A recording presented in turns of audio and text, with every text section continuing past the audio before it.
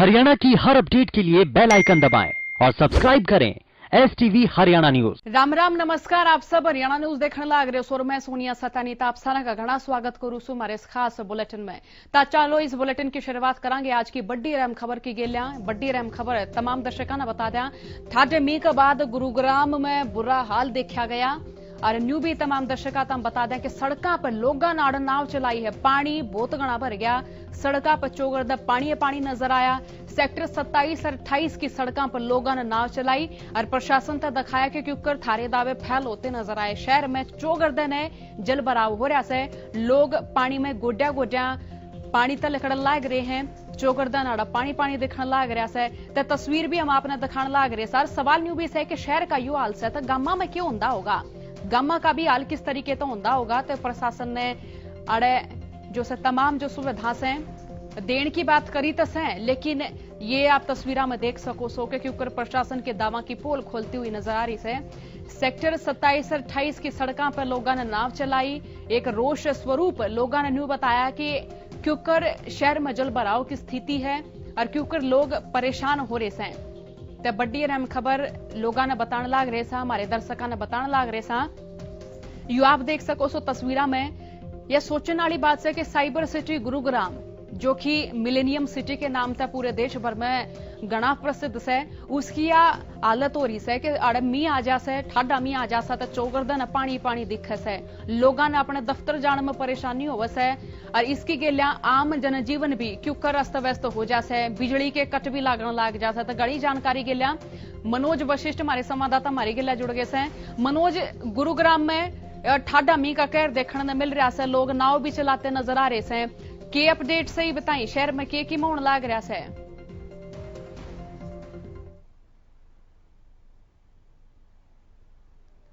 मनोज, गुरुग्राम में मी बरसन लाग रहा है और जो तस्वीर हम आपने दिखाने लाग रहा है उनमें लागण लाग रहा है कि लोग नाव दिखावा से प्रशासन तो एक टीस बरी नजर तो देखने लाग रही है कि प्रशासन की मकर है। तो फिलहाल के अपडेट से शहर में के मालूम नजर आ रहा है? देखिए सोनिया, बिल्कुल शहर के हालात जो हैं वो अभी तो काफी सुधर गए हैं, लेकिन जो सुबह जो हालात थे वो काफी बदतर दिखाई दे रहे थे। चारों तरफ पानी ही पानी था, पूरा शहर जलमग्न हो चुका था। और ये जो तस्वीरें हैं जहां नाव से लोग अपने घरों से बाहर निकल रहे हैं, ये तस्वीरें काफी शर्मनाक हैं। प्रशासन के उन दावों की पोल खोलती है जिसमें वो बार बार पूरी तरह से पुख्ता तैयारियों का दावा करता रहा है कि मानसून से इस बार पूरी तरह से निपटा जाएगा, लेकिन ये तस्वीरें कहीं ना कहीं काफी शर्मनाक हैं और अधिकारियों की ये नींद उड़ाने वाली तस्वीरें हैं। जी सोनिया। चलो मनोज, बहुत घना शुक्रिया हमारी गिला जुड़नता बताना चाहिए शहर में के में हाल होने लाग रहे हैं। तो तस्वीर भी आपने दिखाने लाग रहे सा, चौगरदा न पानी आड़े नजर आने लाग रहे हैं।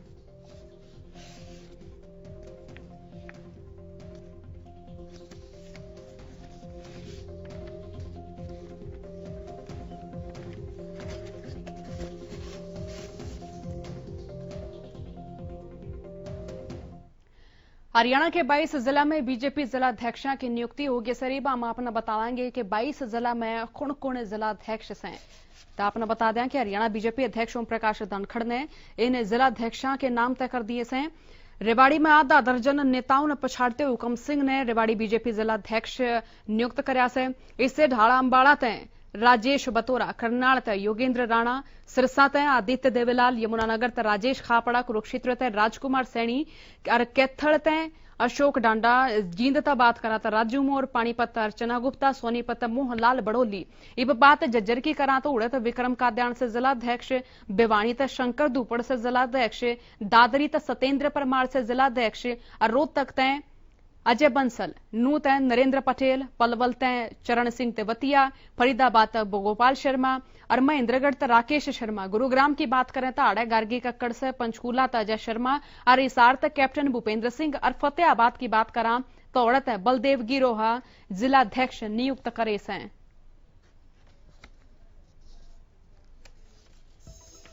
तो देखो ग्राफिक्स के जरिए हम अपना बताने लाग रहे सा, अंबाड़ा था राजेश बतौरा, करनाल था योगेंद्र राणा, इसकी गेलिया आदित्य देवीलाल सिरसा थे, राजेश सपड़ा यमुनानगर थे, राजकुमार सैनी कुरुक्षेत्र थे, अशोक कुमार ढांड कैथल थे और राजू मोर जींद थे, अर्चना गुप्ता पानीपत थे। मोहनलाल कौशिक सोनीपत हैं, विक्रम काद्यान जज्जर हैं, तो ग्राफिक्स के जरिए बताने लाग रेसा शंकर दुप्पड़ बेवानत हैं और सत्येंद्र परमार दादरी तैस हैं, अजय बंसल रोहतक तैस हैं, नरेंद्र पटेल नू तैस हैं। देखो गमचंद यादव रेवाड़ी तैस हैं, फोटो भी दिखाने लाग रेसा चरण सिंह तेवतिया पलवल तैस हैं, महेंद्रगढ़ त राकेश शर्मा, फरीदाबाद त गोपाल शर्मा, गार्गी कक्कड़ गुरुग्राम तैं और अजय शर्मा पंचकूला तैं, फतेहाबाद त बलदेव गिर हुआ, कैप्टन भूपेंद्र सिंह हिसार तैं से।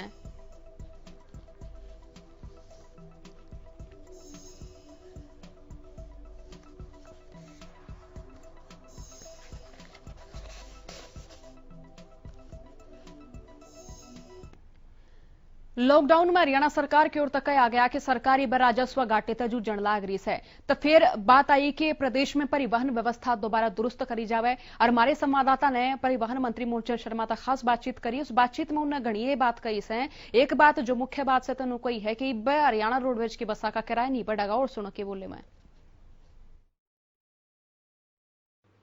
अनलॉक 3 चल रहा है, ऐसे में परिवहन विभाग की अब क्या स्थिति बनी है, बसें जो हैं प्रदेश की कहां तक जा रही हैं या फिर कहां, क्योंकि इंटरस्टेट बस सर्विस जो है पूरी तरह से शुरू हुई है या नहीं हुई है, कर्मचारियों के मुद्दे पर भी बात करेंगे। हमारे साथ इस समय मौजूद हैं परिवहन मंत्री मूलचंद शर्मा, उनसे जानेंगे कि अभी स्थिति है क्या।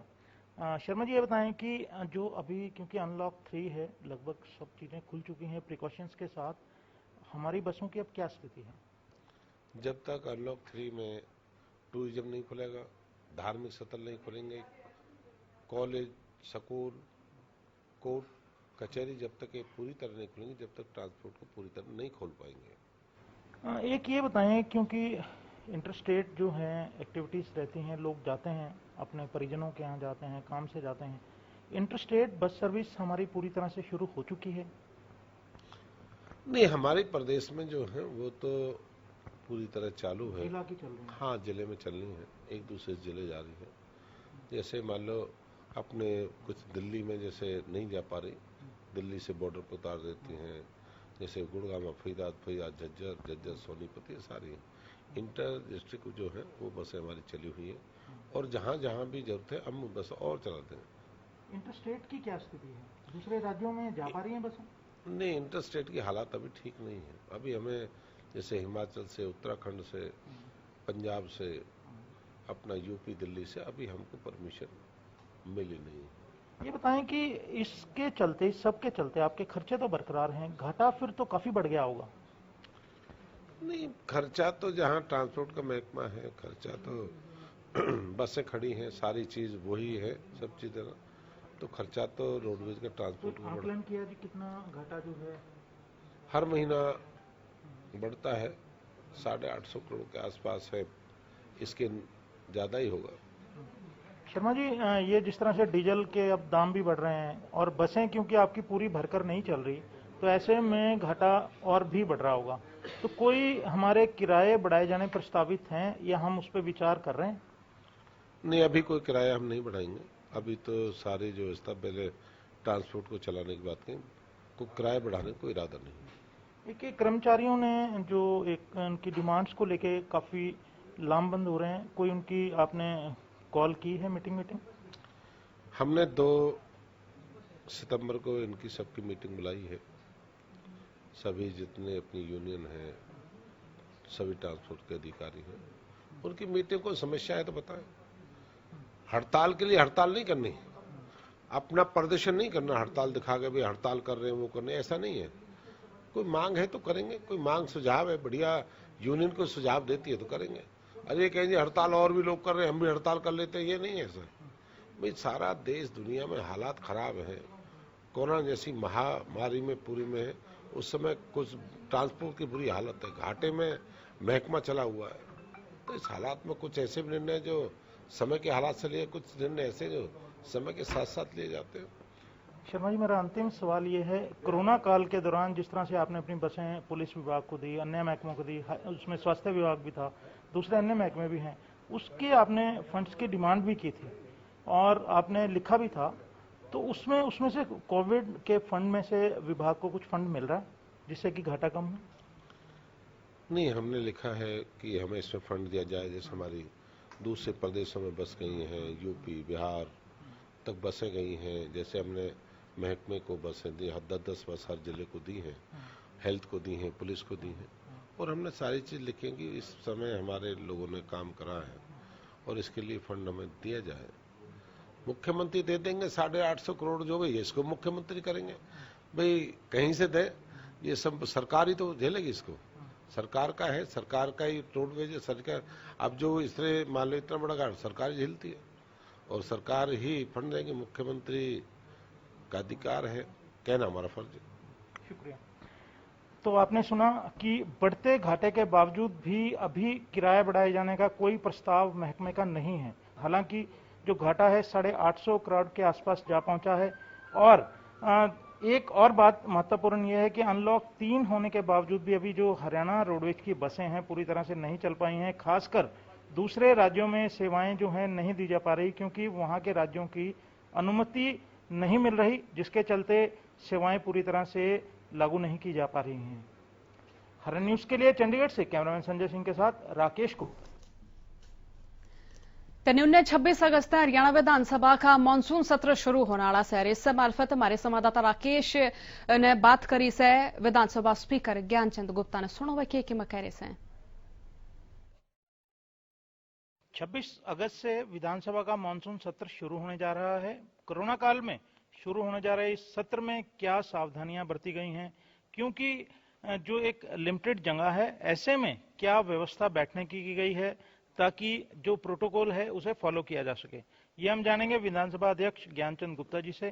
गुप्ता जी इस समय हमारे साथ हैं। ज्ञान जी, ये बताएं कि जो 26 अगस्त से ये सेशन शुरू होने जा रहा है, क्योंकि कोरोना काल में ये पहला ऐसा मौका है जब विधानसभा मिल रही है, किस तरह की जो आप एक सावधानियां कहें, प्रिकॉशंस कहें, या फिर जो लोगों के लिए ये कहें कि जो विधायक आएंगे, अधिकारी आएंगे, किस तरह की सावधानियां उनके लिए बरती जा रही हैं? देखिए, मानसून का ये सत्र आज एक विशेष परिस्थितियों के अंदर, कोरोना काल के अंदर 26 अगस्त से शुरू होने जा रहा है।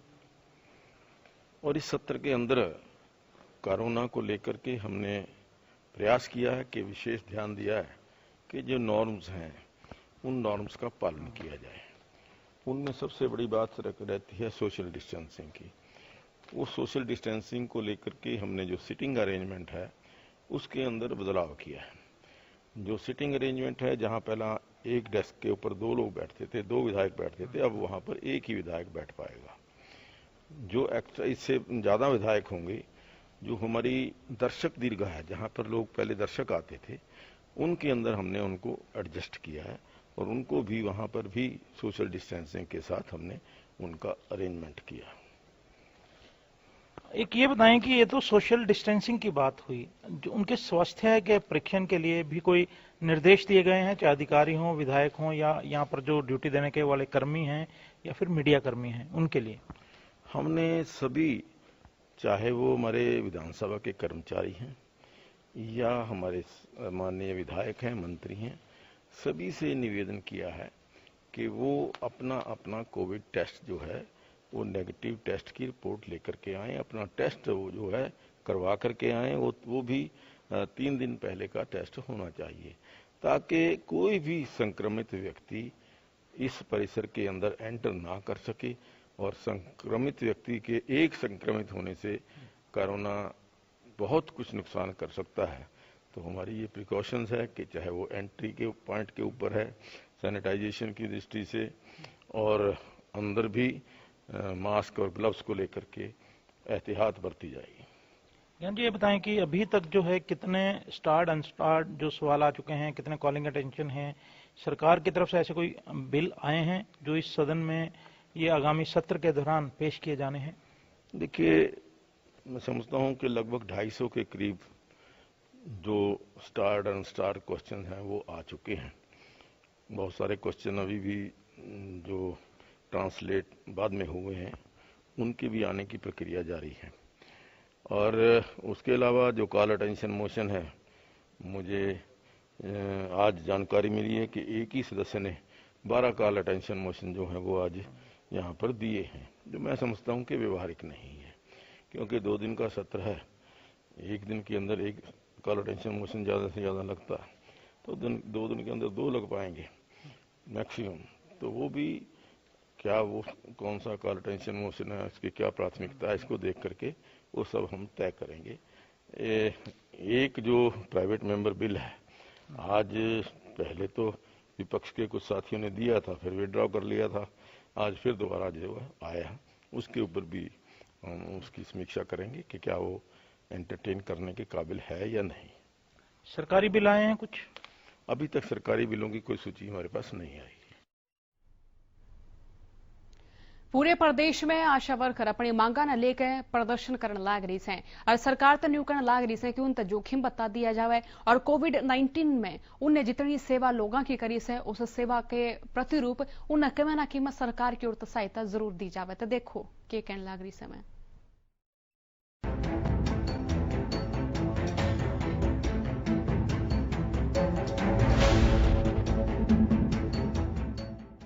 बीते लंबे टाइम से प्रदेश में आशा वर्कर अपनी मांगा न लेकर आंदोलनरत हैं। मंगलवार ने भी आशा वर्कर ने अपनी आंदोलन और हड़ताल ने जारी रखते हुए सड़कों पर जमकर प्रदर्शन कराया। आशा वर्कर का कहना है कि वे सरकार की नीतियां तो घनी नाराज है। इसके साथ ही आशा वर्कर का न्यू भी कहना है कि सरकार अपनी मांगा की ओर कोई ध्यान नहीं दे रही है और सरकार की गलत नीतियां की सजा आशा वर्कर भुगतने लाग रही है। कोरोना संकट के दौरान डॉक्टर अपने काम न अंजाम दे रहे थे और फिर आशा वर्कर ने बताया कि उन्हें भी कोरोना योद्धा का नाम तो दे दिया और डॉक्टर गिला वह भी जम के डटी और जम के काम करया, लेकिन वेतन और सुरक्षा के नाम पे उन तक कुछ भी नहीं दिया जा रहा। 7 तारीख से चला हुआ है और ये अनिश्चित हड़ताल है। जब तक सरकार हमारी मांगे नहीं मानती है, हमें ऐसे ही रोज CHC PHC पे धरना धरते रहेंगे और ना ही किसी प्रकार की कोई सुनवाई हो रही है। डिस्ट्रिक्ट लेवल पर भी बहुत सारी मांगे ऐसी हैं जिन्हें पेंडिंग गिरा जा रहा है और ना समय पर पेमेंट आ रही है, ना वाउचर है, ना PNC कार्ड है, कुछ भी नहीं है। और जब तक ये सब हर चीज का समाधान नहीं हो जाता तब तक ऐसे ही हमारी हड़ताल जारी रहेगी। जैसे अब ये कोरोना का वो चला हुआ है, तो कोरोना के उसमें हमारे एरिया में कोई भी कोरोना पॉजिटिव केस निकलता है, उसके लिए हमें कोई भी चीजें नहीं उपलब्ध करवाई गई हैं। सैनिटाइजर नहीं है हमारे पास, ग्लव्स नहीं है, मास्क नहीं है। जो भी हमें लेना पड़ रहा है हम अपने पैसे से ले रहे हैं। और हमने कई बार यहाँ CSC पे SMO मैडम से भी बोल दिया, अपनी बैग को भी बोल दिया, लेकिन उसके बारे में कोई सुनवाई नहीं हो रही है। जब तक आशा वर्कर अपने बारे में खुद सेफ नहीं होंगी तो वो मरीजों का ख्याल कैसे रख सकेंगी। आगे बढ़ने से पहले ताऊ ग्राफिक्स के जरिए नजर डाला था कि आशा वर्करों की मुख्य मांग के किस है। गुणवत्ता स्वास्थ्य सुविधाओं खातर सरकारी ढांचे ने मजबूत बनाना, आर्थ एक्टिविटी की काटी गई 50% राशि तुरंत लागू करी जा। कोविड-19 में काम कर रही आशा वर्कर ताई 4000 रुपये जोखिम भत्ता दिया जा। गंभीर रूप से बीमार और दुर्घटनाओं में सरकारी पैनल अस्पताल में इलाज की सुविधा दी जा। आशा वर्कर तो सामुदायिक स्तरीय स्थायी कर्मचारी बनाया जा। पक्का होने ताई हरियाणा सरकार का न्यूनतम वेतन दिया जा। न्यूनतम वेतन में महंगाई भत्ता भी गिला जोड़ा जा। आशा वर्कर तय ESI और PS की सुविधा भी दी जा। आशा वर्कर तय हेल्थ वर्कर का दर्जा दिया जा। 2018 में जारी किए गए नोटिफिकेशन के सारे बचे हुए फैसले भी लागू हों। अपनी मांगा न लेकर सरकार के शामी मजबूती से अपना पक्ष धरते हुए आशा वर्कर ने चेतावनी दी है अगर उनकी मांग गंभीरता से नहीं ली तो वह 21 अगस्त ने स्वास्थ्य मंत्री आवास का घेराव करने जाएंगी। Bureau report Haryana news.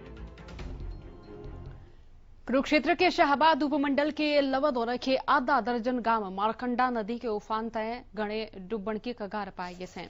और आपने न्यू भी बता दें कि लोग गणे परेशान से और गांव काठवा मत हैं। इस बरसाती नदी के जलते सैकड़ों एकड़ धान की पौध जलमग्न होगी। मारकंडा नदी के पानी ने भी अड़े तबाही मचा रखी से। लोगों का तो न्यू कहना है कि बरसाती पानी तक फसल बर्बाद होने की गेल्या गेल्या आन जान में भी घनी दिक्कत होने लग रही है। किसानों का तो न्यू कहना है कि उनकी कई एकड़ में लागी फसल बर्बाद होगी। उनके सुनन की बात अगर अधिकारियों तक करता किस अधिकारी ने उनकी कोई सुनाई नहीं करी से।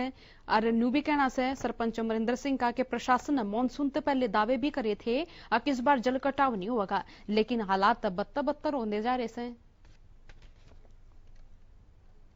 हमारे को परेशानी तो यही आती है कि बीमार है, कोई कुछ है, कोई कुछ, कोई भी साधन नहीं यहाँ से निकलता, कोई भी मोटरसाइकिल नहीं निकलता। प्रशासन की तरफ से कोई सुविधा नहीं है हमारे गांव की। परसों चौथा एसडीएम आई थी जो यहाँ बोलती थी कि मारकंडे का अब की बार यहाँ पानी नहीं आएगा। ये देखो अब की बार भी बुरा हाल है हमारे गांव का। कम से कम 200 एकड़ यहाँ फसल, 200 से 250 एकड़ फसल का आए साल नुकसान होता है। प्रशासन कोई भी इसके बारे में कुछ नहीं बोलता। प्रशासन से यही आश्वासन है कि थोड़ा मारकंडा नदी के पास थोड़ा भाई पानी बाहर ना निकले, हमारी फसलों का नुकसान ना होए। हर साल की तरह इस साल भी हमारे गांव में बाढ़ का प्रकोप बना हुआ है। वह पिछले 1 महीने 1.5 महीने पहले की बात है जब एसडीएम मैडम और उसके साथ आला अधिकारी दौरे पर आए थे।